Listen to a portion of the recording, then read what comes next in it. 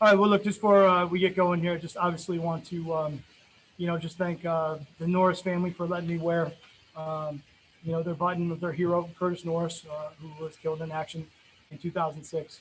Just, the Taps families that we work very closely with. We were honoring them today. And it was a long week for everybody with them, with Veterans Day and everything. But, we're here for them and we appreciate them. And it was great to spend time with them yesterday virtually and just glad we got the win for them. Okay, let's dive into questions. Justin? Hey, Matt, you tell us every week, and really for all 3 years, that you evaluate personnel every single week with how you're going to deploy them. This week, what did DeAndre Swift do to earn the start and for you guys to lean on him the way you guys did? Yeah, I think he's done a great job continuing to build upon, just his repertoire of packages that he's in and kind of expand that. We have three great backs. We have fourth in Jay Will, but I think for us in the game, we kind of had some space plays that I thought were really good, and I thought we were able to get Swift in some space and allow him to run. I thought he ran really hard. I thought that was the great thing for us to see is just his physicality of what he was doing and breaking some tackles and just very smart and aware in some of the situations that we had. So I thought that was really good. But all those guys, they play hard. They got great backs and just good. Then a win is a win, and I know you're never going to apologize for a win and how it happens, but I'm sure you didn't like to see a 21-point lead in the second half go away with the double-digit leads kind of that have slipped away this season. Do you have any sense of what's going wrong there? Is it coaching philosophy or is it execution? Like, why are these leads getting away from you, Coach? Yeah, it's an interesting conversation. I think I'll just stick to this game in particular because one of the things that going into halftime that I looked at was the time of possession of the game.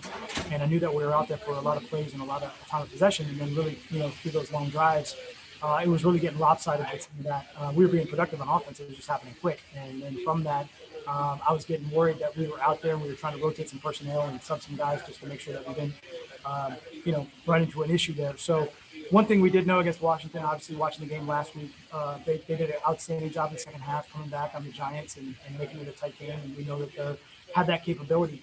They've got really good players and, give credit to them for what they did in the second half. We obviously got to do better, but, obviously just we'll take the win. Thank you, Matt. Larry? Matt, can you put into words how confident you are when you've got the combination of Matthew Stafford and Matt Prater to try to come back and win a game?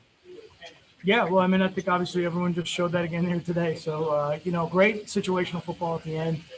Great job by our offense, Stafford, Bev, and just organizing all that. It was very particular or meticulous how we were going to play that. There were certain plays that we had dialed up and then used the timeouts and kind of be able to progress all the way through there. So, outstanding execution to give the players all the credit on the field, and then obviously to give us a chance and get Matt Prater out there. We were waiting for it, and it was awesome. So, just really happy for everybody. Michael? Yeah, hey, Matt, how you doing? Let me take that off. There we go. Matt, can you hear me okay? I can hear you sort of. Okay, that works. So basically, walk me through a little bit in your head the last couple of minutes, because I know Justin asked about the lead loss, but it goes back and forth there a lot. What's it like for you in that stretch? Well, I think I got the question here. I just kind of, we'll obviously start on the defensive side of the ball. I think we had about 60 plays, I think, in that drive. I'm not even sure on the last at the end of the game. It seemed like that drive was forever. Penalties obviously were an issue, and they were moving the ball and got it down to field goal range. Certainly, we knew, at that point, we had to do a good job of keeping them out of the end zone. So just really trying to play the situation, the clock, the time, how much was coming off, where we were at, where they were at, and then it just changed with all the penalties and all that stuff. So, they got the field goal, and then, we thought they'd kick it through the end zone, and then we'd have an opportunity there with, some time on the clock, get a couple plays, and give ourselves a chance to either throw it into the end zone or kick the field goal. And, it was great to get the field goal. So really in that mode, you're just in the mode. You're in the mode of really doing a lot of math and calculating and trying to figure out how much time and plays and yardage and just how to do all that stuff. So great execution by the players.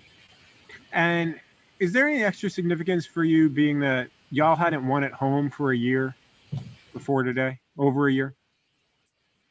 I'm just glad to get the win today. We kind of keep them 1 week season right now. Appreciate it. Thanks, Matt. Tim?